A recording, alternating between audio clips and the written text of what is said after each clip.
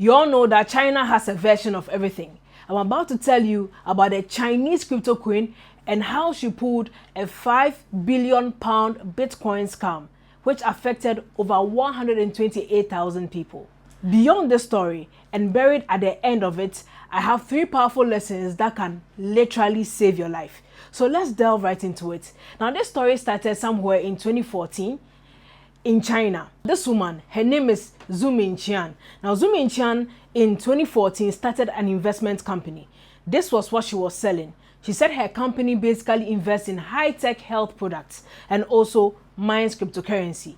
Now, her strategy was to target middle-aged people to very elderly people. So these are people who have huge savings and their pensions. Now, 128,000 people bought this story and invested. This is how she was able to lure them more. Now, every weekday, she will pay about £10 into your account for about 6 months, and after that, you could get as much as £70 per day. This really, convinced a lot of people to even borrow money to invest more. The additional layer she added was, of course, network marketing, where when you refer people, you'll be able to earn more commissions and bonuses and all that.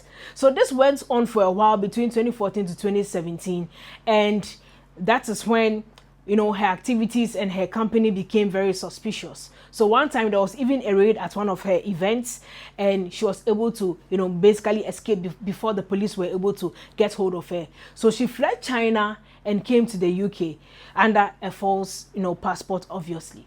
Now, when she got to the UK, that is when she had to blow the money, right? So she was living a very luxurious life, buying houses, jewelry, basically living off all the money that she had. So the money she got from the investment, she converted them into Bitcoin, which was about 61,000 Bitcoins as at the point of her arrest. And not only that, there were many stashes of cash found around her when she was arrested.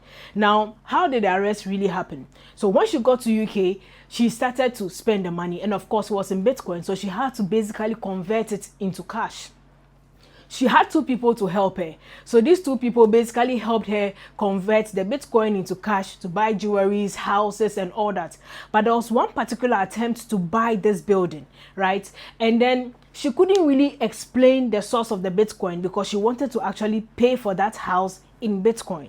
Now that drew the attention of the authorities, and they started investigating her. Now, this particular investigation and all that took about 7 years before she was rounded up one time, and then that is her. She was lying cozy in her bed, and then she was basically arrested. So, I mean, the good news is that at least these Bitcoins have been seized, and hopefully all these victims can actually get their money back. And according to the UK authorities, this is one of the largest money laundering schemes that have been uncovered.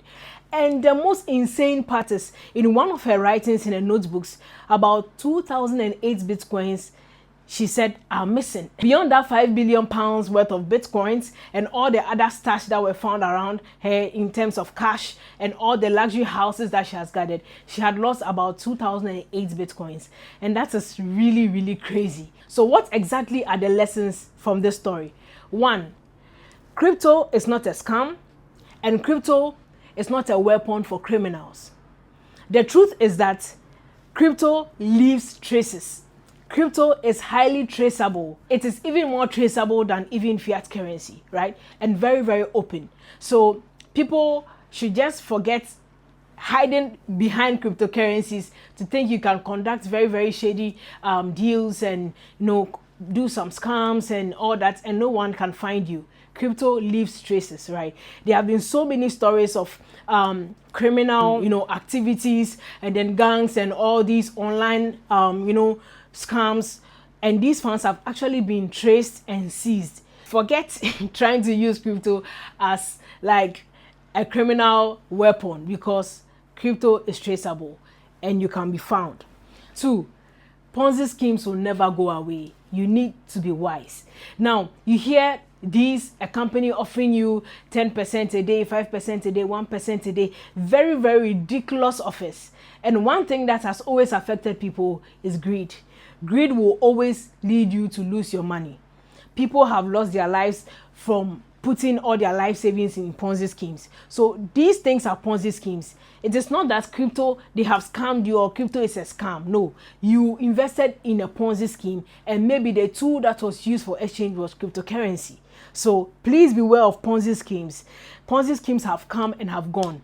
It is a cycle. Just as we are expecting the bull run and all those cycles you have been talking about in crypto, when it comes to Ponzi schemes, there are cycles. There will be a new form of Ponzi scheme that will come that will wow you and will also cause you to lose all your money. So beware of that. And number 3, when it comes to money laundering, in most jurisdictions and according to the case, there is nothing like I didn't know. So you can't be like, oh, it's just my friend. I was just helping my friend move crypto to cash or something. You can't give any reason and just say, I don't know, and you'll be free. In this case, Zumin's accomplices were also given sentences because they basically helped her move the Bitcoin into cash to acquire these luxurious properties and jewelries and all. So if you are there and someone just hits you, hey, help me convert this crypto to maybe cash, or help me move this crypto around, and we are talking about very huge amounts of money, please beware, because in most jurisdictions, if you facilitate money laundering, you are also a part of it and you can also face charges for it. So don't be greedy. Someone gives you a deal that, hey, maybe when we do this deal you can get 20% and you are all excited. Please beware. When it comes to money laundering, I repeat, saying you are ignorant of it is not etiquette to be free.